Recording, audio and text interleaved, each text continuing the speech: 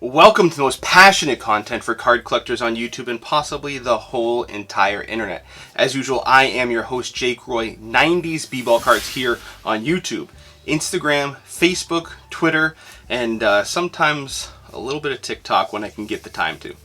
So today I've got a very exciting video. I am pumped for this. We are kicking off season 4. That's right, we're going into our 4th year of creating content here on YouTube, and I couldn't be more excited. So to kick it off, like we've made tradition, I'm going to start with a Q&A from questions that you have submitted. So, like I said, really excited for this, and let's not waste any more time and jump right in.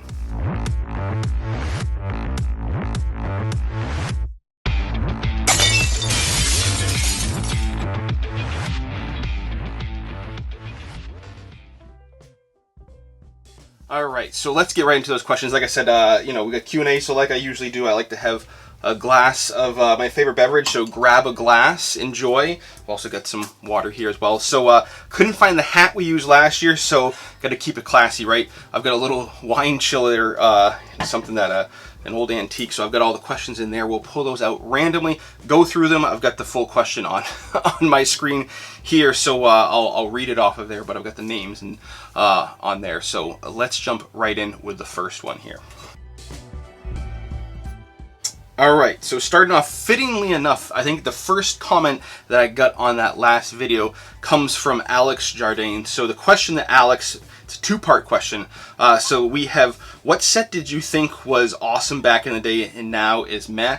And what set did you think was meh back in the day and now you think is awesome? So the set that I loved back in the day, and the reason why I think it's a little meh now is kind of funny. So 1996 Upper Deck USA. So I love the US teams, and in 96 that team with some of my favorite players including Penny was one that I absolutely adored. And that set, all of the cards were die cuts, and I absolutely love die cuts. I love them then, I love them now. So I really enjoyed that set, trying to get all the different players and those SP versions and the SP golds. I didn't know about those at first, and when I finally saw one, I had to get more. And then they also had they had a full insert set of Jordan, so that was fun to chase. And they had the full insert set of Penny. And then they had other inserts that also had a redemption set to go with it. So, like I said, absolutely love that set. But since then, I've collected the entire set. There are no cards of Penny that I still need. There are no cards of any of the base players. The only cards that I don't have the full set of is the Jordan insert set, which is, I can take or leave because I've got a couple of those. So I don't need more. So I've gotten all of them, and to me now the set's just kind of, just like you said, Alex. So that's the set that, again, I still enjoy it, but I have all of them. So there's nothing left for me to chase there. The one that I didn't think was great, a lot of people didn't think was great back in the 90s, that now I've started to grow to appreciate more, is Fleer Metal. Really looking at the 96, 97 set and the 97, 98. So those were packs that a lot of times I got in, some of those retail outlet, kind of blister packs, or some of the clamshell packs and whatnot that we've talked about in the past. So those were, something that a lot of people in the 90s didn't really care for. I didn't really care for, and now I've started to appreciate the design and the care that went into those cards. So that would be my choice for the latter part of the question. Thank you very much, Alex. All right, next question. Friend of the show, he's been on the show in a couple of different facets, and I've been on his show, so Wax Museum Podcast, Kyle. So he asks, what are some Penny cards that have eluded you that you think you could still reasonably get? And I think that's a key part of the question. And Kyle, you know me well. So some of those Penny cards that are still not in my collection have shot up astronomically in value.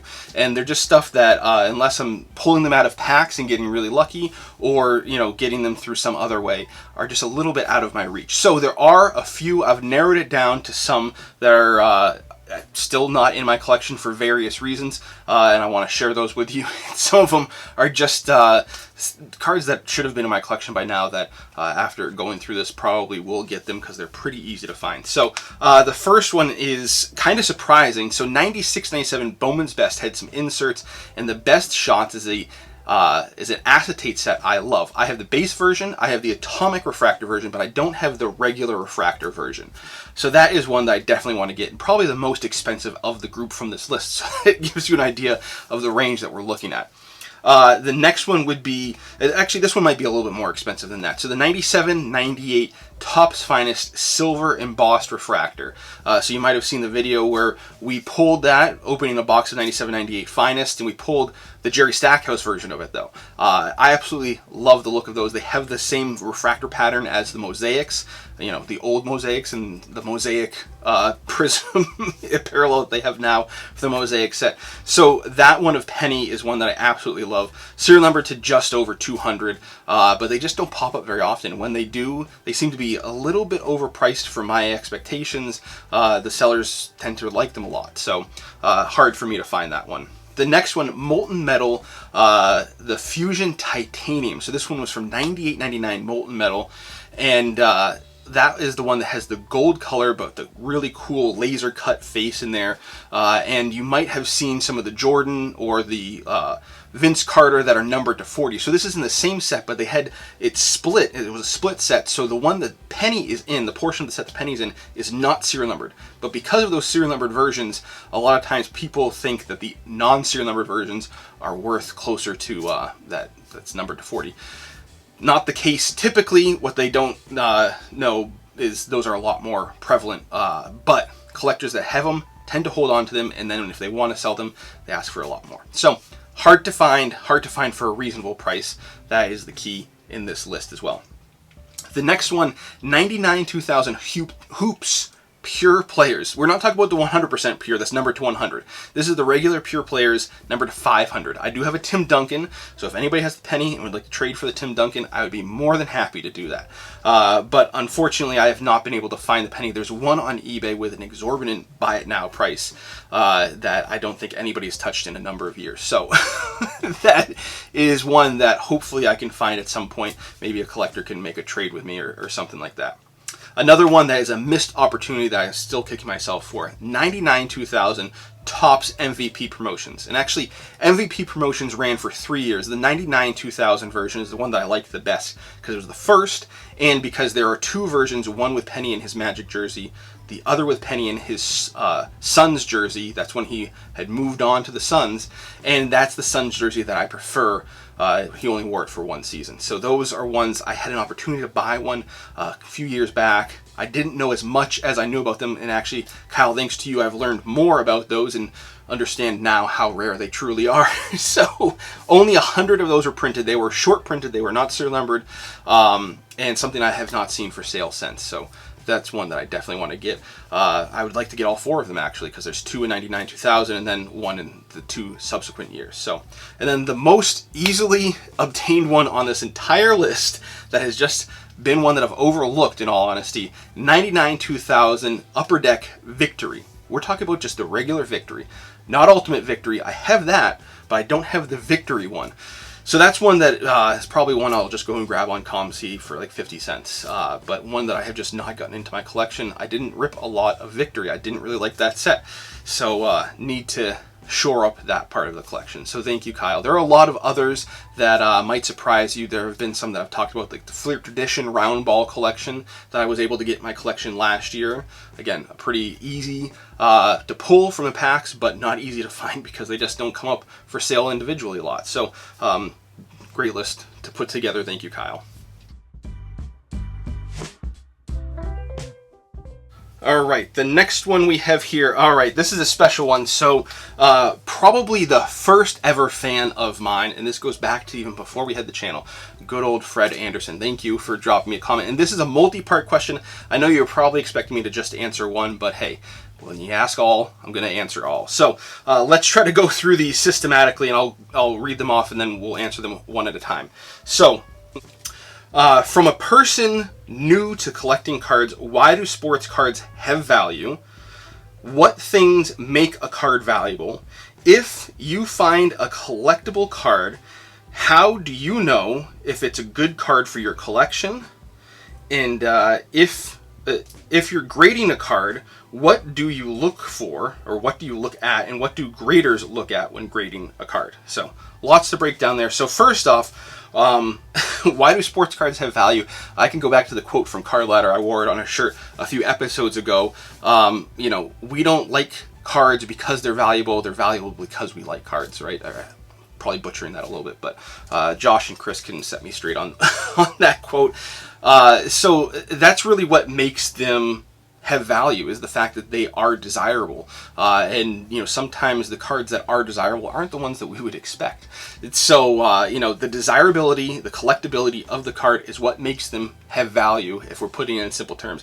I'm sure we could get into some more economic theory, but this isn't the place to talk about economic theory, because I would butcher it. You know, so the second part of the question is, what things make a card valuable? So this actually is something that I would like to make a video about and kind of break it down, but really simply, it's the player on the card. If you have a good player on the card, then that's probably going to be more collectible, more valuable. If it's not a good player, it probably needs to be a rare, significantly more rare card to be collectible. And then if it's a good player and it's rare, it's going to probably be the higher echelon. So that's a very simplified version. Also, rookie cards play into that. So we can go into more depth. I think I'll probably make a video later on down the line and dig into that a little bit more in detail. And then if I find something, you know, how do I know that it's going to be good for my collection? So for me, being a completionist, if it's a card that I don't already have in my collection, that's kind of what I know. But to make sure that I'm keeping it to somewhat reasonable levels of collecting, I put parameters on my collection. So with my Penny collection, I want it to be Penny Hardaway cards from the years that he played in. You know, so keeping those parameters on it. If it's an Allen Iverson card, I want it to be an Allen Iverson card from the years that he played in, and one that I don't already have a penny of. Same thing goes for Kevin Garnett, and so on and so forth. So kind of putting those parameters on your collection are how I am able to determine whether or not a card could be a good one to add to my PC. And then what do I look at for, you know, if I'm getting a new card, or, you know, I'm guessing you mean condition. So I just look at the eye appeal personally. I'm not a huge fan of grading. I have obviously done some grading, but I'm looking at, does it look good to me? Are there significant corner or edge issues? Is the centering way off? Is there a big scratch on the surface? Those type of things I'm probably going to shy away from a little bit more. You know, is there water damage on the card? Those types of things I'm looking for, not because I think it's not going to grade well, just because it doesn't look good to me if I'm looking at it. You know, so that's kind of what I look for. If something looks really clean, is what I like to say. If I can't see any noticeable imperfections, that's definitely going to make me want it more, but I'm not necessarily going to pay more for a better condition card. It's about the card, not the condition, not the grade. And what do graders look at? I have no idea. So one of the things I've told people a lot is I am never making assertions on the potential grade of a card that I have. So if I'm trading a card, if I'm buying a card, if I'm selling a card, I'm not going to sit here and tell you it's an 8 or better. I have no idea.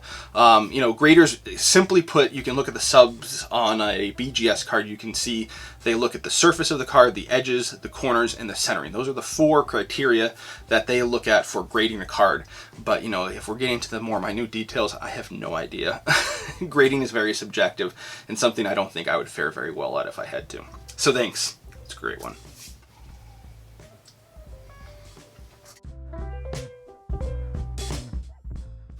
All right, next one we have here is from City Boys 415. Sorry, can't forget the Z there. So, not a card related question. As a kid, did you have a collection of NBA champion jerseys? I had my fair share of old 1996 USA jerseys and various players around the league.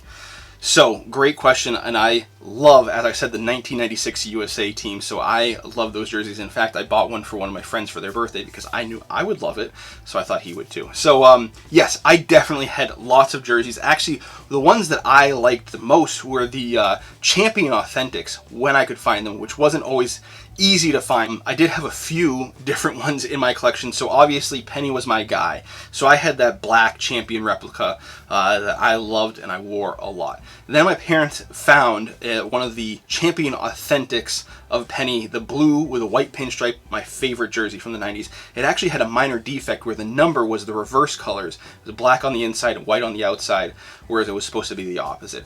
So really cool to have that. Those are pretty hard to come by, those variants, but I want to get the regular one as well. The Champion Authentics are hard to find and pretty expensive now. What are some of the other ones I had? The Kemp Green Sonics Champion Authentic. My brother and I both got those, I think for our birthday or Christmas or something. So we'd wear those and kind of match each other every so often. But one of us, I can't remember if it was me or my brother, we also had the Kemp Reebok shoes, one of those pairs that he wore. So that was fun to have those paired up together.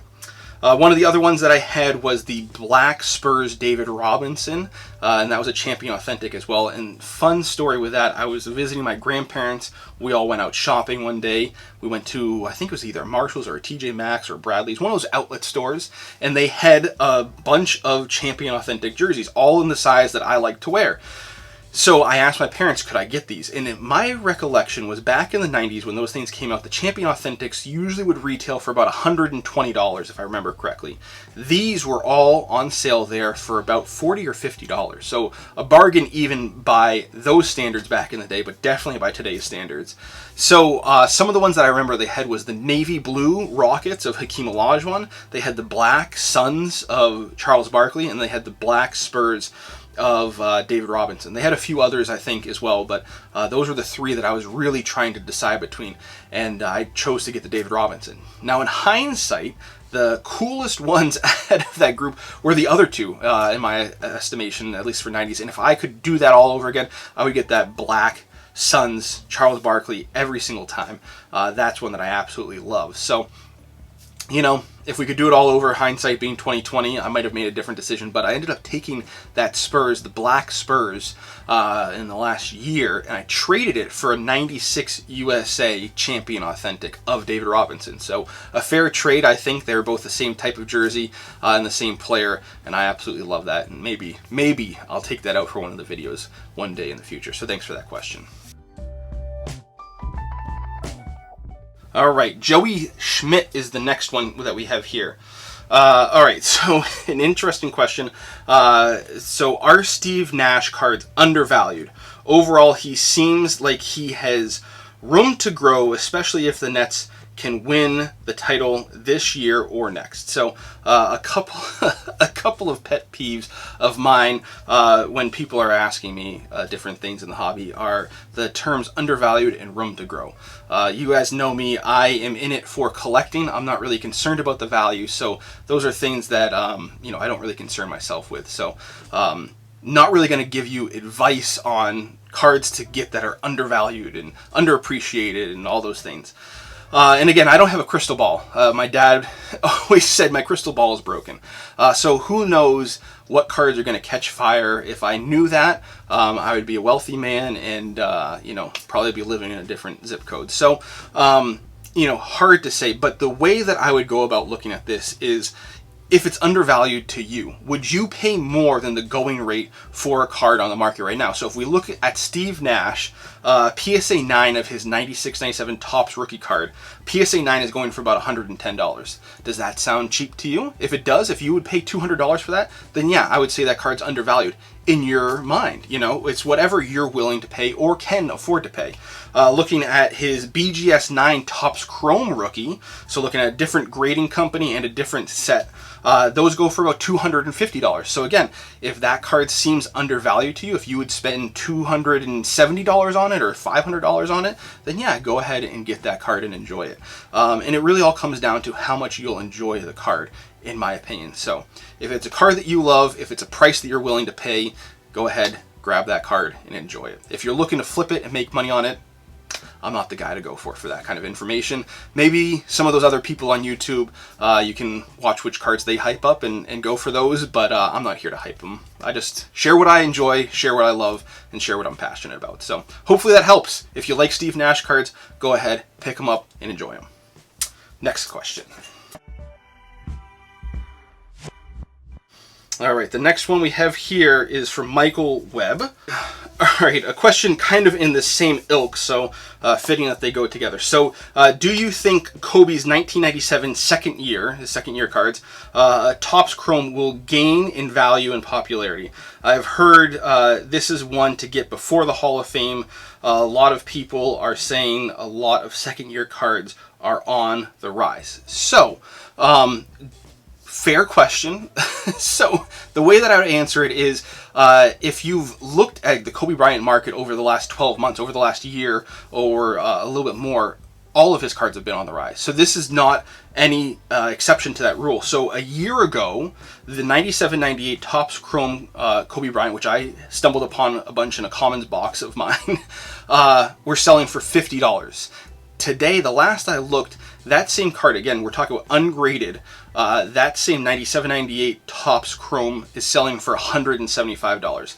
So I would say that that has already gained considerably in value and popularity. And I think some of it is, this is a speculative marketplace.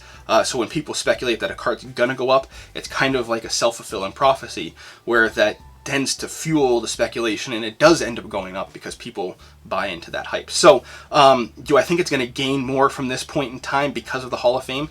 Historically, that has not been the case with the Basketball Hall of Fame. Basketball Hall of Fame, if there's a bump in the price or the value of a card, it usually comes at the announcement that they are going to be enshrined. The enshrinement itself usually doesn't have a significant impact, historically speaking, on their values. I know my brother and I debated about Jordan. When he goes into the Hall, his cards are going to double. We were kids talking about this stuff, and that didn't hold true. But it's a very different time in the hobby now as opposed to, when Jordan or, past years of other players that are prominent getting in. So, the hobby gaining overall in popularity and notoriety could also fuel any number of cards to go up. So could this card go up from where it is? Sure. Could it drop back down and get more towards what it was selling for last year?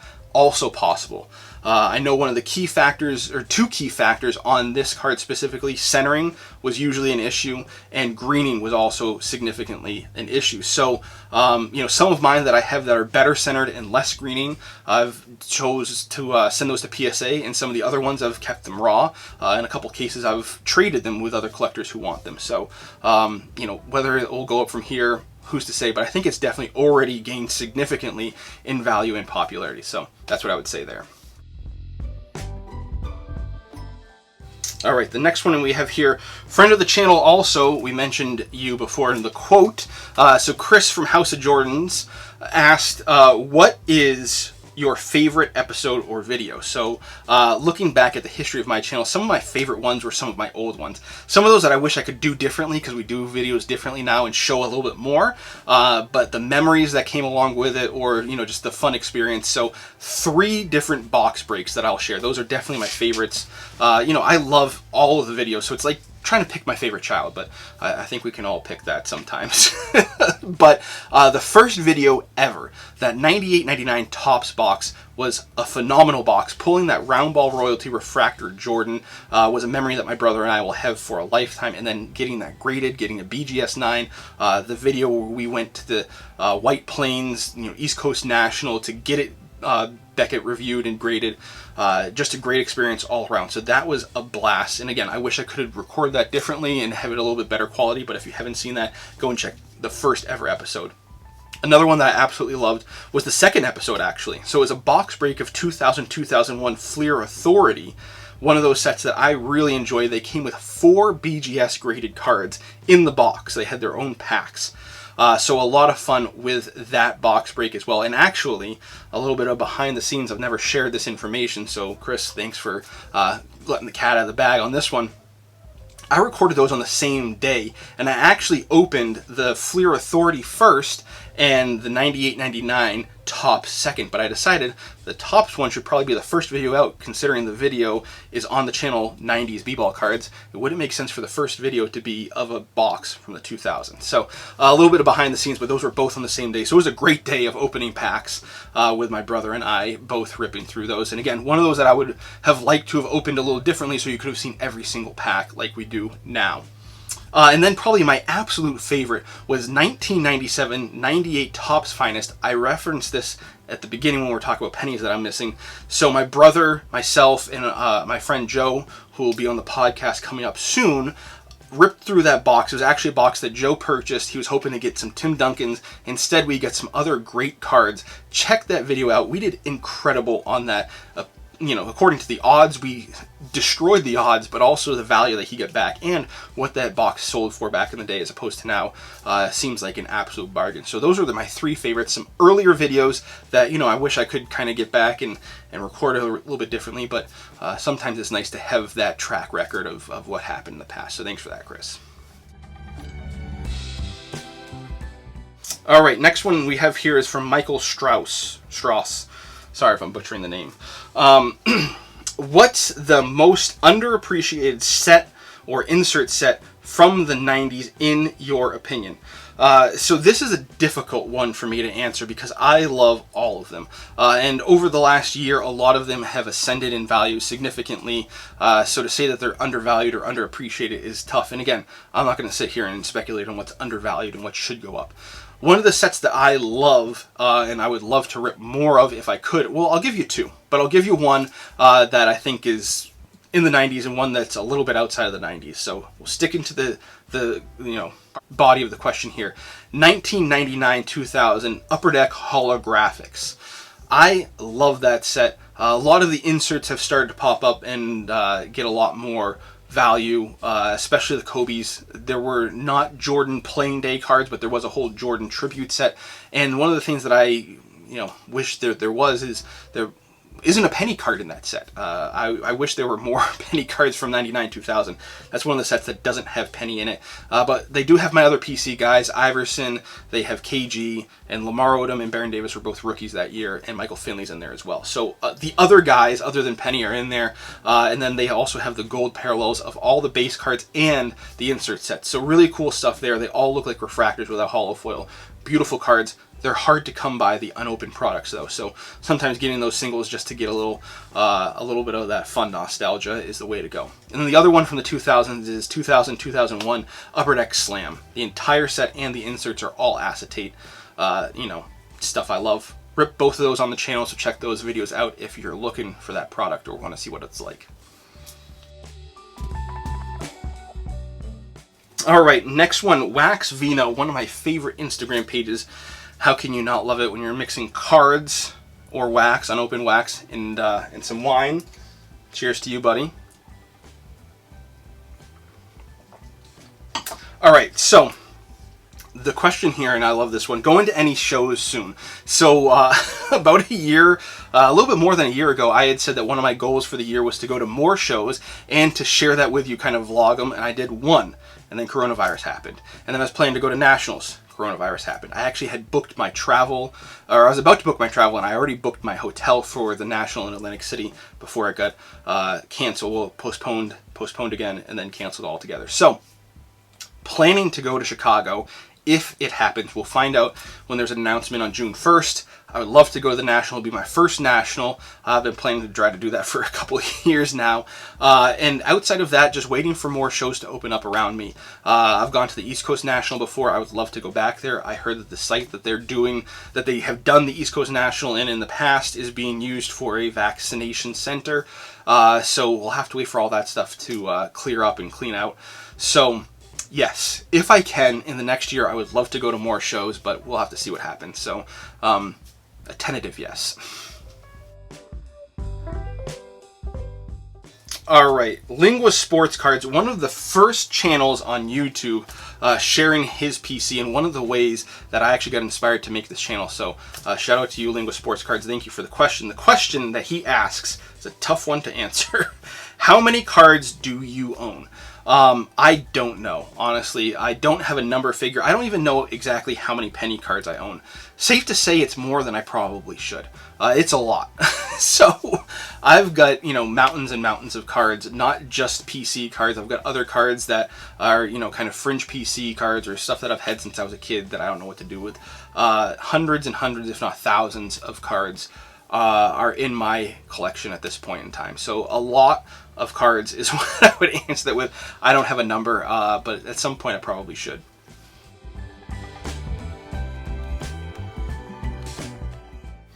All right, James Cario, I think, again, I'm terrible with names, so please, I apologize if I'm messing up any names. So will the 90s forever be the Shangri-La of basketball cards? So the Shangri-La, I'm assuming that the way that we're using that right now is really the crown jewel of basketball cards, the golden era, as I like to call it. And I would say yes. In my estimation, that's what I love the best, and that's what I think will always be the centerpiece of basketball cards, because of the creativity, because of the ways that they really push the envelope for what you could do with basketball cards throughout that period. So that's where we got pretty much every addition to the card collecting genre in terms of technology and different things you could do with cards was created in the 90s. So I think that will always be the crown jewel. If you're looking for the first of a number of different things, the first die cut, the first autograph, the first jersey card, the first refractor, those are all coming from the 90s. So I would say yes. All right, the next one here from Dayinto 2. I don't know how you say it. I'm sorry. But a great question, an age-old question that I think we can debate forever. To peel or not to peel, Topps Finest / Chrome. So Topps Chrome never had peel, so we don't have to worry about that. Topps Finest did have peels all throughout the 90s. All the way from, well, not throughout the entire, I should say, the first year we didn't have a peel. 94, 95, all the way through 99, 2000, all had peels on them. And I always say, don't peel them. Leave them the way that they came out of the pack. I know that there's plenty of people who have reasons for both ways. For me personally, if I get a card that has been peeled in my collection, I'm just going to continue looking for one that hasn't been peeled. I want my cards to be the way that they came out of the pack. No alterations, no conservations, no changes to them in any way, shape, or form. I don't care if the peel is a little bit messed up. If a corner's peeling up or something like that, I would like it the way that it is from the pack, and just leave it the way it is. But again, that's me. If you're looking to grade a card, they typically grade better without the peel on it, but I've graded cards with a peel on it and they've done just fine. So I always say leave the peel on the Finest. I think we've got time for one last question before I have to go pick up my daughter from school. So let's get this one in. All right, the last one here is from Kinney Cards. A great question here, I think. So what is one insert set that you wish a certain player would have been included in but was not? So of course I'm going to say Penny Hardaway is that certain player. And there are a number of insert sets that I see Jordans of, or I see other players in, that Penny was not in, that I really wish he was. So I'm going to give you two because they're very similar. Both from the 90s, of course. So the first one, 95-96 Topps Stadium Club Beam Team. And that was one of what I like to call a split set. So there was, I think, the Series 1 where Shaq was in there, some other players with kind of a dark background and some laser cut. I'm talking about the one that Jordan was in. So I think that was Series 2. Grant Hill was in there, Rod Strickland, a whole bunch of other guys, but Penny was not. They really tried to stick to one player per team, and Shaq was the guy for the Magic that year. But I wish that there was a Penny of that Beam Team. I mean, that card is so cool. It's so 90s. Like I said, I've gotten some other players since then, but if there was a Penny, man, I would absolutely adore that card. I think it would look really cool, too, with a Magic uniform on there. Just a really fun card, in my estimation, that I think would be a little bit more collectible if there was a Penny in there. Shaq's collectible too, but I mean, Jordan really runs that set, and there's not really a good number 2 there. I think Penny would serve very well in that spot. The other one is the Prime Twine insert from Hoops. That is an incredible die cut set as well. No laser cut face, but they have a laser cut net in that one, right in the middle of the card, and the players cut out. I mean, those cards are so cool and so intricate and so incredibly delicate as well. The checklist was an interesting checklist. Not a lot of the big stars were in there. You know, Iverson is in there, but other than that, you got Stephon Marbury, Eddie Jones, some of those guys that were kind of in between the superstar and the semi-star phase. But you know, I wish there was a Penny, because those cards are just so incredibly cool. There are a lot of Penny inserts from Hoops, and that's one that I wish he was in, but he wasn't. So that's going to round it out for the Q&A.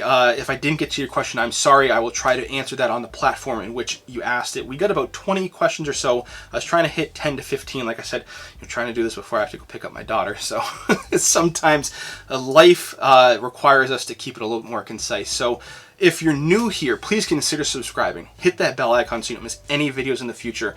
Wait a second, I've got a little bit of an announcement before we get to this. So if you've stayed on until the end, until this point, here is a little bit of an announcement that hopefully you can benefit from. So check the link in my description below.